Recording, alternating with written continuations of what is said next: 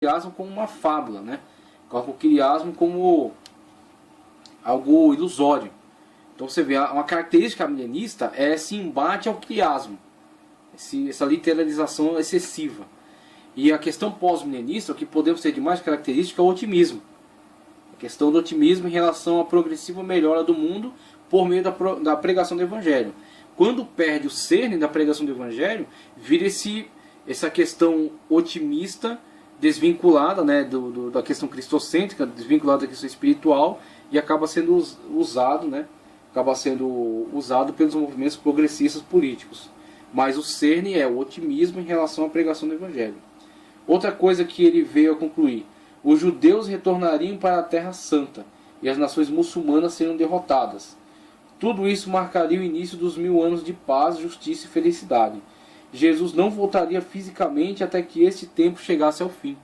Veja só a visão pós-milenista, né? Como que eles defendem essa questão do estabelecimento do reino.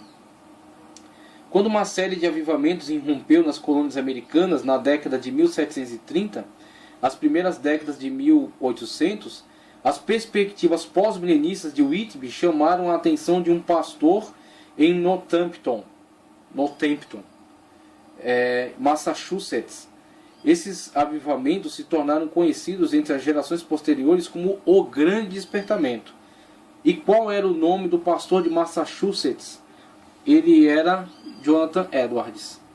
Eis aqui uma pessoa que foi influenciada, né, por essas leituras de Whitby e que abraça essas ideias e entende que isso de fato se realizará nessa dinâmica, dessa forma, e motivado por esse ponto de vista, empreende um grande avivamento. Por isso que eu gosto de reafirmar: os pós-milenistas, mesmo sofrendo uma certa diminuição do número de afirmadores, do número de pessoas do número de defensores dessa ideia, mesmo sofrendo uma diminuição da influência, não pode ser desprivilegiado com relação à sua obra. A obra realizada pelos pós-milenistas, pela visão otimista por meio da pregação do Evangelho, pela questão cristocêntrica, né, de trazer o mundo a Cristo, estabelecer Cristo como o centro de todo o mundo, né, como governo mundial, ele foi um movimento, ele foi uma força impulsionadora, uma força motriz que levou esses homens a realizarem grandes obras para Deus. E essas obras não se perdem, porque as almas que foram ganhas para Cristo Jesus, foram ganhas por meio da pregação do Evangelho. E essas pessoas estão com Cristo na glória. E essas igrejas que foram expandidas para essas terras, foram expandidas por homens que tinham esta visão de mundo, esta cosmovisão. Essa visão de que o mundo seria ganho por meio do Evangelho. Tá certo? Então, por isso que a gente gosta de reafirmar: a obra pós-milenista não se perde, mesmo que a visão de mundo, esse ponto de vista, seja desprivilegiado hoje, não seja tão defendido, não tenha tantos defensores. Mas a obra foi realizada no Senhor. Jonathan Edwards entendeu que os avivamentos do grande despertamento era Deus preparando seu povo para o reino milenial. Deus parece estar agora reunindo às pressas os seus eleitos de todas as partes da terra, declarou Edwards em seu famoso sermão evangelístico, Pecadores nas mãos de um Deus irado. E esse sermão produziu um grande impacto na sua comunidade, produziu um grande avivamento, produziu foi um grande impulsionador para muitas conversões, tá certo? Pecadores na mão de um Deus irado. Edwards avidamente aguardava o prometido futuro avanço do reino de Cristo durante o milênio como um evento indescritivelmente feliz e glorioso. É representado como um tempo de grande aumento do conhecimento e compreensão, um tempo em que a religião e o verdadeiro cristianismo serão supremos sobre todos os aspectos, um tempo em que a piedade vital tomará posse dos tronos e palácios, os que estão em posições mais exaltadas serão eminentes em santidade, um tempo de união maravilhosa, no qual as nações converterão as suas espadas em enxadões, e Deus fará com que as guerras cessem até os confins da terra, conforme Isaías 2, 32 a 33. Um tempo em que todas as heresias e falsas doutrinas serão despedaçadas e a igreja de Deus não será rasgada por uma variedade de opiniões dissonantes. Um tempo em que toda a terra será unida como uma cidade santa, uma família celestial. Textos bíblicos que podem apontar o pós-milenismo. Gênesis 22:17, Deus prometeu a Abraão que sua semente possuiria a porta ou assumiria o controle dos inimigos de Deus. Isaías 2:2 ou 4, Isaías profetizou que nos últimos dias todas as nações chegariam ao monte do Senhor. Mateus 13:31 e 33, o reino crescerá lenta e imperceptivelmente como uma planta ou fermento até chegar ao mundo inteiro. Romanos 11:26 e 27, antes do fim dos tempos, todos os israelitas étnicos crerão em Jesus como Messias. Então, essas são as abordagens dos grandes pregadores motivados pelo ponto de vista pós-milenista. E esse é o otimismo biblicamente fundamentado. Não é um tipo de otimismo reafirmado depois, próximo da época aí do nazismo, quando passou a se desvincular da questão cristocêntrica. Esse é o pós-milenismo, o otimismo biblicamente fundamentado de Edwards, de William Carey, de Daniel Whitby, tá certo? Que levaram o mundo a uma grande transformação do ponto de vista evangelístico, que levaram o evangelho até os confins da terra. Então temos alguma coisa também sobre Daniel Whitby. Ele diz aqui, desejando o meio-dia brilhante, a história pós-milenista e os hinos missionários, na página 302 já. Nos séculos 18 e 19, o pós-milenismo tornou-se uma perspectiva particularmente popular entre as pessoas que estavam apaixonadas pela evangelização transcultural.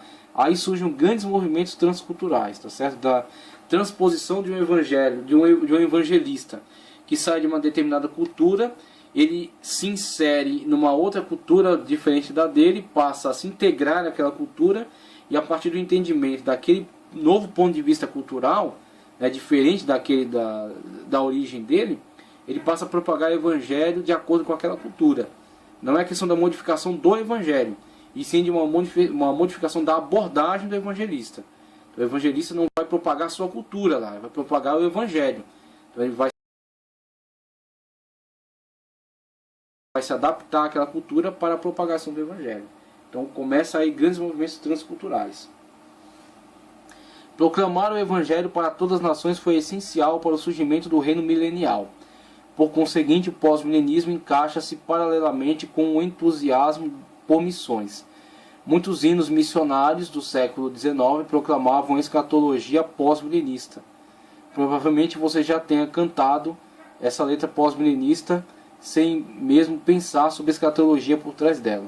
Temos uma canção para cantar para as nações que elevará seus corações ao Senhor, uma canção que vencerá o mal, e despedaçará a lança e a espada, e despedaçará a lança e a espada.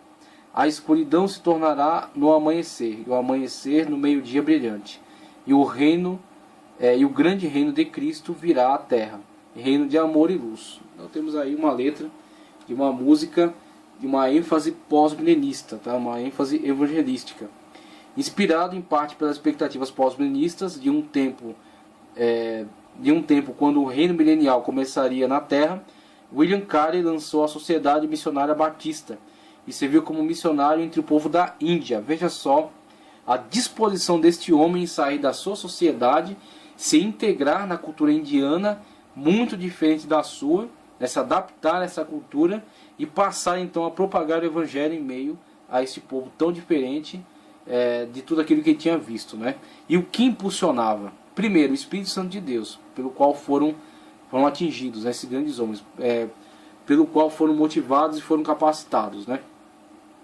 E depois uma cosmovisão, a cosmovisão pós-milenista, de que era a responsabilidade dele estabelecer o milênio. Então é interessante, isso é o mais precioso do pós-milenismo, esse tipo de otimismo, não qualquer otimismo, mas esse otimismo, de que Cristo é reinante, de que Cristo os capacitou, o Espírito Santo de Deus está sobre eles, e que a responsabilidade na propagação do Evangelho é deles. O estabelecimento do reino no mundo está com eles. Então esse tipo de visão foi que os alimentou, e isso é o que há de melhor no pós-milenismo. David Byner proclamou o Evangelho entre os nativos americanos da Nova Inglaterra. John A. Brodus inspirou o zelo missionário em uma jovem chamada Lotte Mon, que declarou as boas novas de Jesus no norte da China. E aí trata acerca um pouco da grande tribulação, da perspectiva pós-milenista, o enfoque para o futuro é brilhante. Conforme o evangelho fosse espalhando pelo mundo, a bondade aumentará em cada civilização e cultura. Assim que o reino milenial estiver em andamento, as guerras não passarão de uma vaga memória, as doenças serão destruídas e a humanidade inteira terá vida longa e próspera. Tá certo? E aí, contra a grande tribulação, eles têm uma interpretação diferente, né? Eles entendem que a grande tribulação ela vai sendo vivenciada pela igreja nessa propagação do evangelho, mas ela vai sendo vencida a tal ponto quando for totalmente eliminada. Tá certo? A grande tribulação será completamente suprimida quando o evangelho for amplamente propagado. Os pós-milenistas entendem que a grande tribulação será um evento que precede o reino milenial, mas os pós-milenistas, né? Os pós-milenistas entendem que a grande tribulação será um evento que precede o reino milenial, mas os pós-milenistas diferem em exatamente quando e como ocorre a tribulação. Jonathan Edwards, por exemplo, especulou que os 1260 dias de Apocalipse 12:6 simbolizavam 1260 anos desde o tempo quando o bispo da cidade de Roma começou a dominar a igreja. Então, de acordo com Edwards, continuando aqui a leitura, Jonathan Edwards, por exemplo, especulou que os 1260 dias de Apocalipse 12:6 simbolizavam 1260 anos desde o tempo quando o bispo da cidade de Roma começou a dominar a igreja. Então, de acordo com Edwards, os anos da grande tribulação começaram no ano de 606, quando o Papa sentou-se pela primeira vez na sua cadeira e tornou-se bispo universal. Portanto, acabarão em cerca de 1866. É por isso que Edwards, que vivia em meados do século XVIII, entendeu que o grande despertamento era o precursor de uma glória pós-milenista, que estava prestes a vir. Outros pós-milenistas são preteristas e assumem uma perspectiva completamente diferente em relação à grande tribulação.